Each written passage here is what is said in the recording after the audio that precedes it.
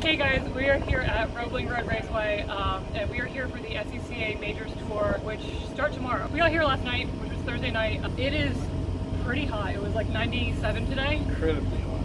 Yeah. Uncomfortably hot. So much that her car started to overheat. Yeah. So we have to deal with that. So my car was running a little bit warm. I was seeing temps of like 205 for water, which is pretty warm. I was seeing warm temps within a couple of laps. So we definitely want to get that fixed, especially because Hugh's car ran at like 185 all day long. But we have the cooling system part. We're going to replace the thermostat and just flush everything, and I don't know, what else are we doing? Pray.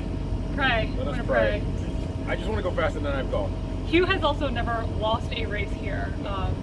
So let's keep that streak going and sweep the weekend. All right, so that's about it for today. We're going to button this up. So there's a noise policy here, so we can't start cars past 8 o'clock at night. So we've got about an hour left to wrap this up, warm it up, and just make sure it's running okay before tomorrow's qualifying. And the reason for the noise is because there's literally houses at the entrance of the racetrack. Yeah, we had to drive through like a residential area to get here. It was like we literally drove through a neighborhood with all of our stuff. There's people who like can look out their back window and see the front straightaway. It's pretty cool. Don't take it easy. It's not terrible. Oh, it's kind of gross. It's not that bad. It's pretty gross. It's not that bad. You should move your foot, you're gonna get wet. No, it hasn't made it out yet.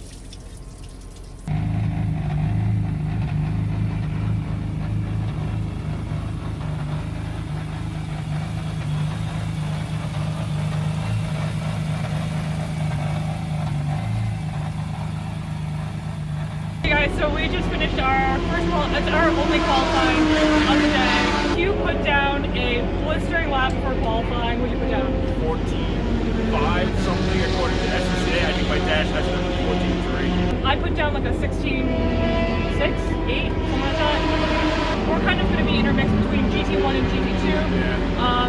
And so we're starting 4th and 7th in our entire race group. Yeah, so we're like on the second row and third row?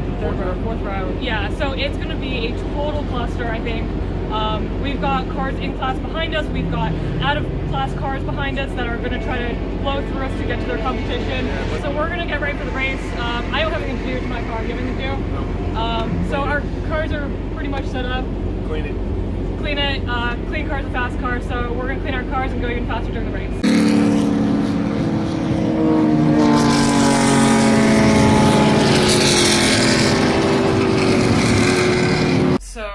Race 1 went pretty well for Hugh, and I got a DNF because I blew the sound meter. So the sound limit is what, 103?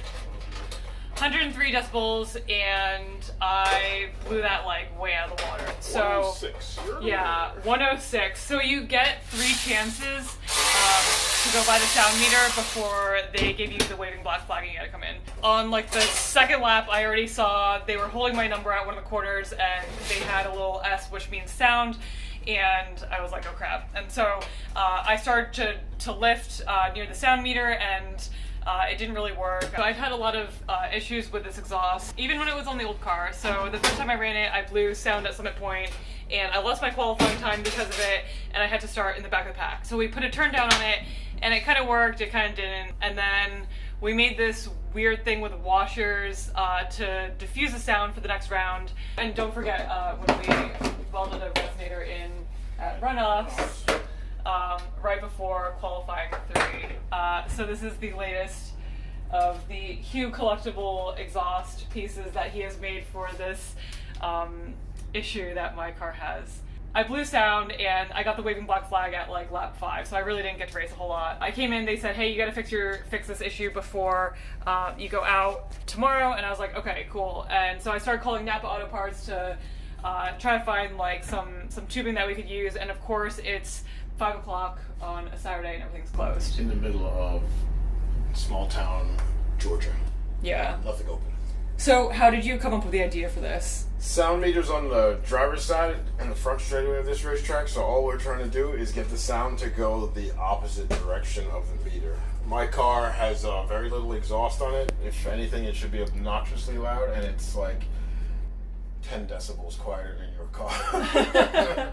Like every single track we go to. And it's like, I don't know, one tiny little resonator and 3.5-inch pipe straight out the side of the car, and it just pointed in the right direction, opposite the sound meter, so it works. So hopefully this does something similar, just deflect the sound away from the meter.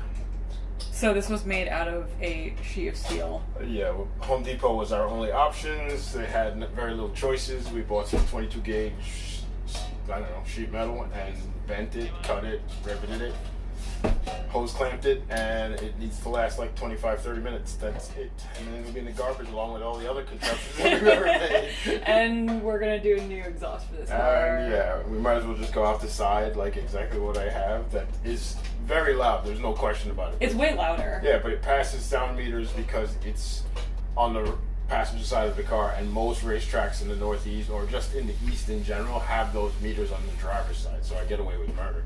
I go to California and everybody knows the story. I cannot make it there to save my life. My car's always obnoxiously loud because their meters are always on the right side. So I spend all the times there just like trying to make some exhaust. Even the last time I went, I had like an exhaust purposely made that was supposed to be quiet and wasn't quiet enough. So hopefully this works. You need to lose like 3 decibels peak. Yeah. From the meter. It's not like it's going to be quieter. It's just going to deflect the sound from the meter. That's all we're trying to do. Pretty cool contraption. And this cost what, $13 total? I think. Yeah, about $13, and provided it doesn't like light itself on fire, which it won't. But we should have probably taken the sticker off of it, which probably will light. Oh, it's fine. It'll burn off in the first couple laps. But yeah, it shouldn't affect power. It should just affect the way it sounds to the meter. And probably sound very weird to us, as it's gonna kind of echo off of this thing going yeah, in the that'll wrong be direction. Weird. Alright, so that is it for tonight. Yes, we're gonna go watch a V8 Supercar, some real racing, and that's it. I'm out because it might have started already. Bye-bye. Bye! Clean up your mess. Hurry up. Okay.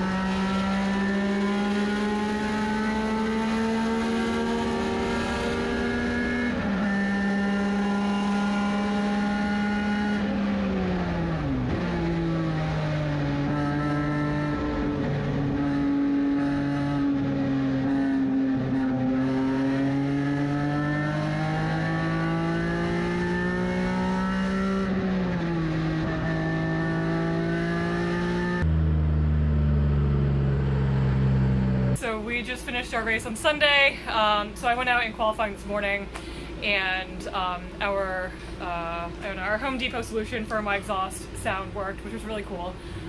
We spent $13 on it, and it took 15 minutes to make.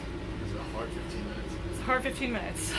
Some post clamps and some rivets. But anyways, something like that is really simple, and it keeps you out there during the weekend, which is cool. So we had our race. It feels like 105 out there, and She doesn't sweat.